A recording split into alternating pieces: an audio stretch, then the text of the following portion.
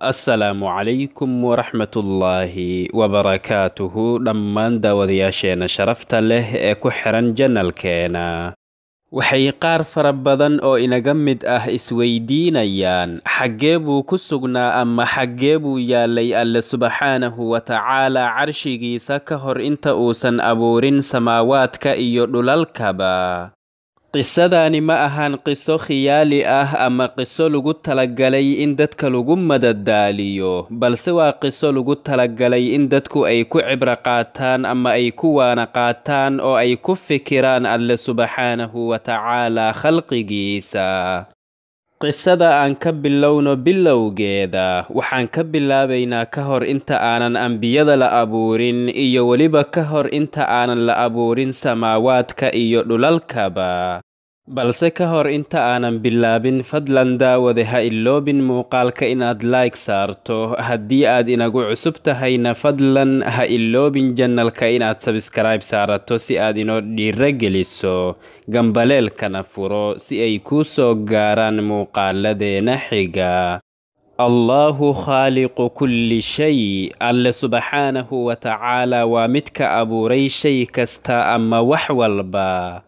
فروى البخاري عن عمران بن حسين قال: دخلت على النبي صلى الله عليه وسلم وعقلت ناقتي بالباب، فأتاه ناس من بني تميم فقال: اقبلوا البشرى يا بني تميم. قالوا: قد بشرتنا فأعطنا مرتين. ثم دخل عليه ناس من أهل اليمن فقال: اقبلوا البشرى يا أهل اليمن، إذ لم يقبلها بنو تميم. قالوا: قد قبلنا يا رسول الله. قالوا: جئناك نسألك عن هذا الأمر. قال: كان الله ولم يكن شيء غيره، وكان عرشه على الماء، وكتب في الذكر كل شيء، وخلق السماوات والأرض. فنادى مناد: ذهبت ناقتك يا ابن الحسين. فانطلقت فإذا هي يقطع دونها السراب، فوالله لوددت أني كنت تركتها.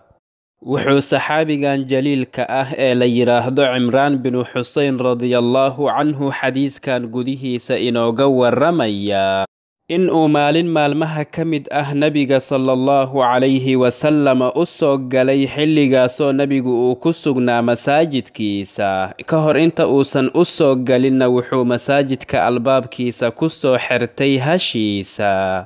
isla markaasna waxaa maalinkaas nebiga calayhi salaatu wasalaam u yimid dad ka mid ahaa qabiilka loo yaqaano bani tamiim. markaas buu wuxuu nebigu calayhi salaatu wasalaam dadkaas ku qaabilay dacwo iyo hanuunin iyo hadal laabta qaboojiya. kadibna wuxuu nebigu calayhi salaatu wasalaam ku yidhi: iqbalu lbushraa yaa bani tamiim. bani tamiimow iga qaata oo iga guddooma waxaan idiin sheegayo oo aad ku gaari doontaan in la idinkugu bishaareeyo alle subxaanahu wa tacaala jannadiisa. markaas bay waxay ku yidhaahdeen: qad bashartanaa fa actinaa, waad inoo bishaaraysay ee ina sii. qoomkani waxay muhiimadda siinayeen adduunyada oo keliya, oo waxay bishaaro u yaqaaneen oo keliya in la siiyo waxyaabaha maadiga ah. kadibna waxaa nebiga calayhi salaatu wasalaam u soo galay dad kale oo ka yimid yamaniyiinta, gaar ahaanna ka soo jeeday qabiilka loo yaqaano ashcariyiinta oo degganaa yaman. markaas buu nebigu calayhi salaatu wasalaam ku yidhi: iqbalu lbushraa, iga aqbala bishaaradan ama warkan aan idiin sheegayo, kaasoo bani tamiim aysan aqbalin.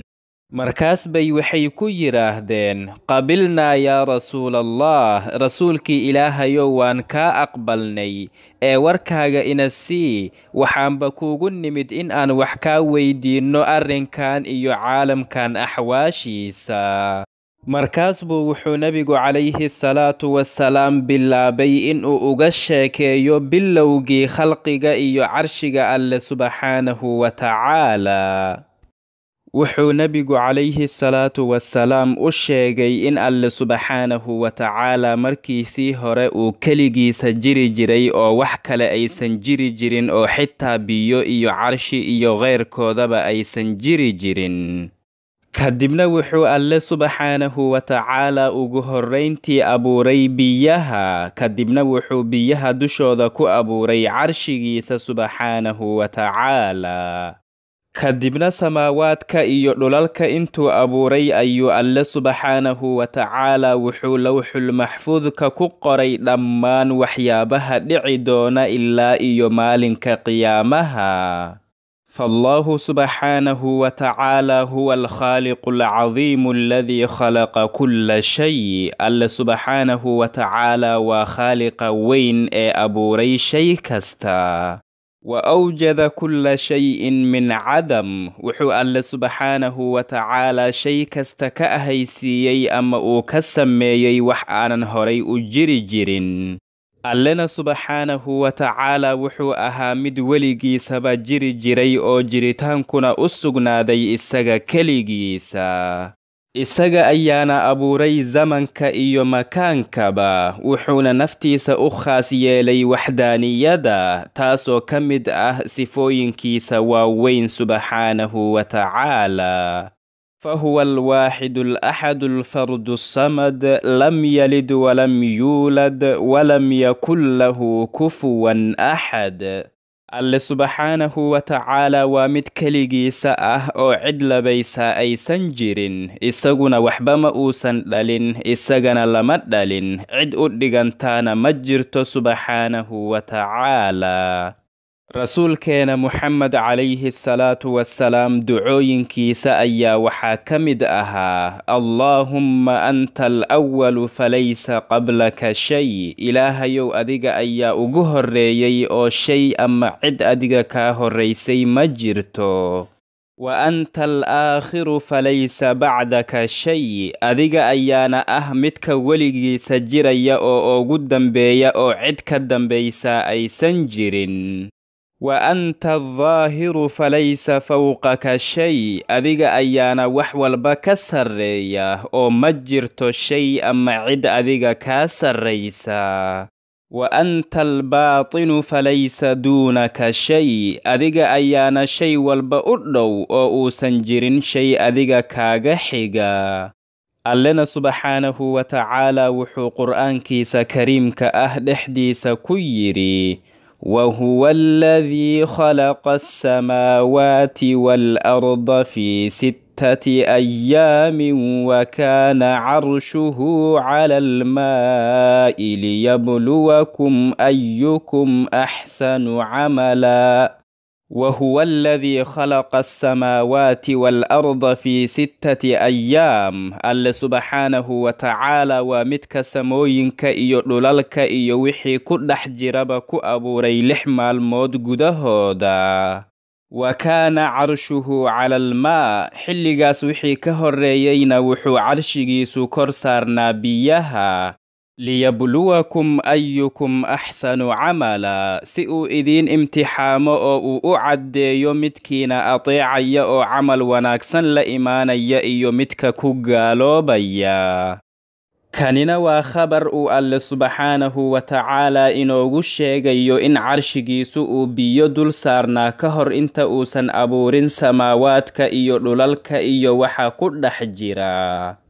وقال قتادة في قوله: وكان عرشه على الماء ينبئكم كيف كان بدء خلقه قبل أن يخلق السماوات والأرض.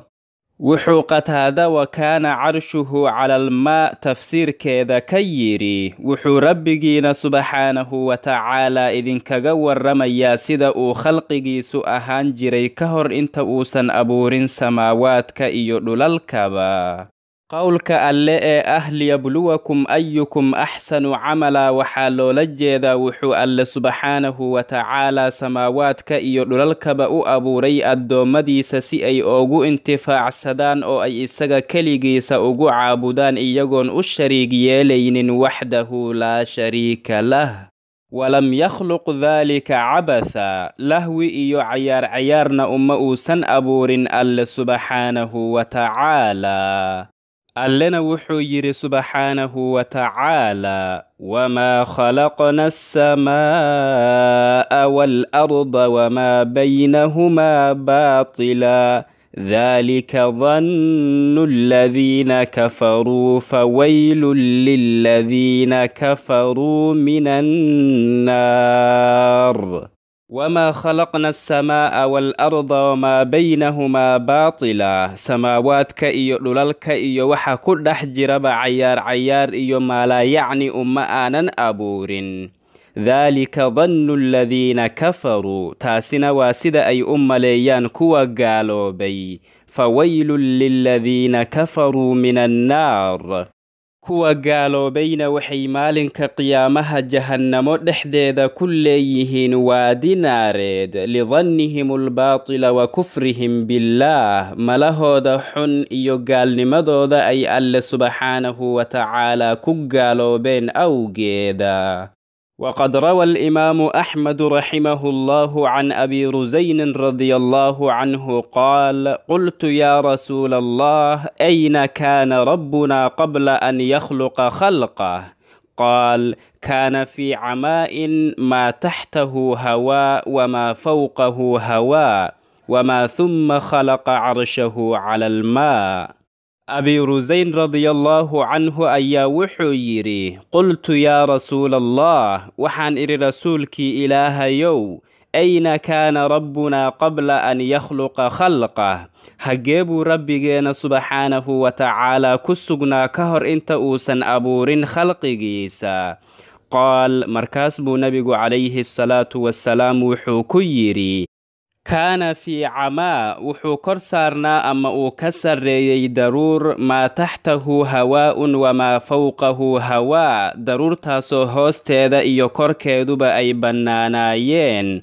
وما ثم خلق عرشه على الماء كدبنا وحو عرشيسا كو أبو ريبيها دشودا تاسنا وحي أهيد خلقك باللوغودا عن أبي هريرة رضي الله عنه قال أخذ رسول الله صلى الله عليه وسلم بيدي فقال خلق الله عز وجل التربة يوم السبت وخلق فيها الجبال يوم الأحد وخلق الشجر يوم الاثنين وخلق المكروه يوم الثلاثاء وخلق النور يوم الأربعاء وبث فيها الدواب يوم الخميس وخلق آدم عليه السلام بعد العصر من يوم الجمعة في آخر الخلق في آخر ساعة من ساعات الجمعة فيما بين العصر إلى الليل صحابي جليل كأه أبي هريرة رضي الله عنه أيا وحيري أخذ رسول الله صلى الله عليه وسلم بيدي فقال رسولك أل صلى الله عليه وسلم أيا انتو قعنت إذا قبتي وحو إيقيري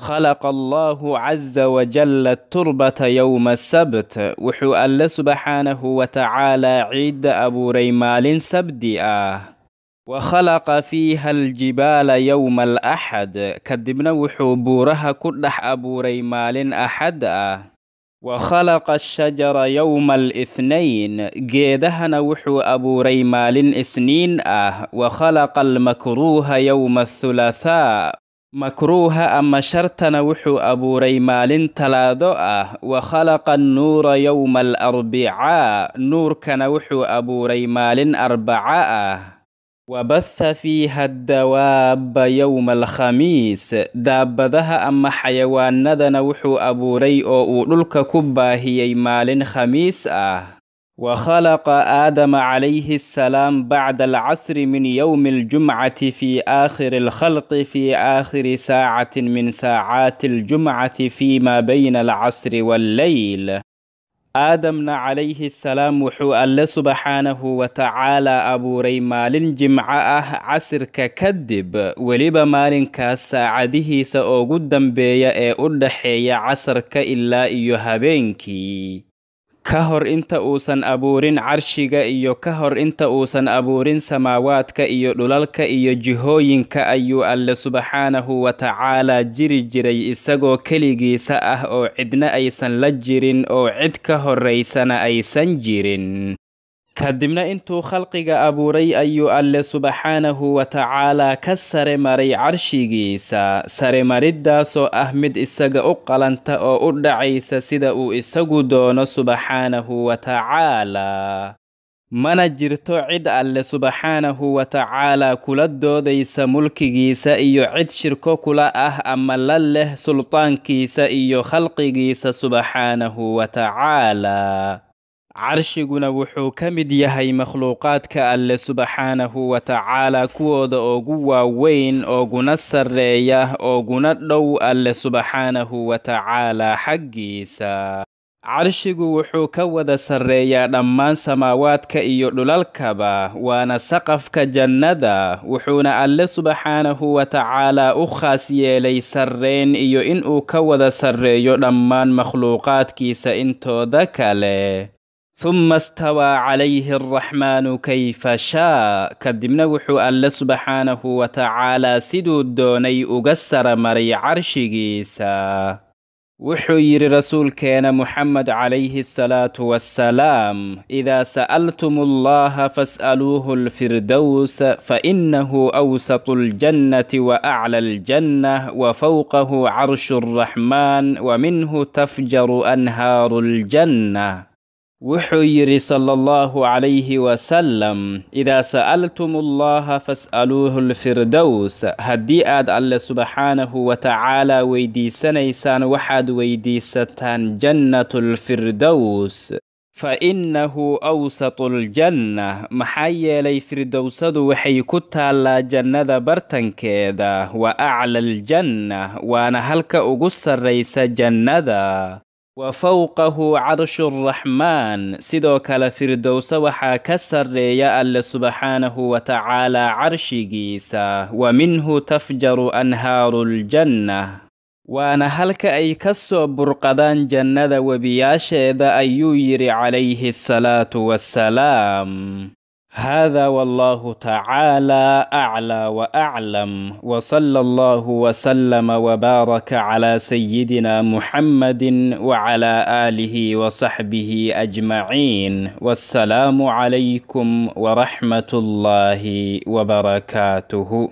daawadayaasheena sharafta leh, fadlan ha iloobina muuqaalka inaad like saartaan oo aad la sii wadaagtaan asxaabtiina. haddii aad inagu cusub tahayna fadlan ha iloobin channelka inaad subscribe saarato si aad inoo dhiira geliso, gambaleelkana furo si ay kuu soo gaaraan muuqaaladeena xiga.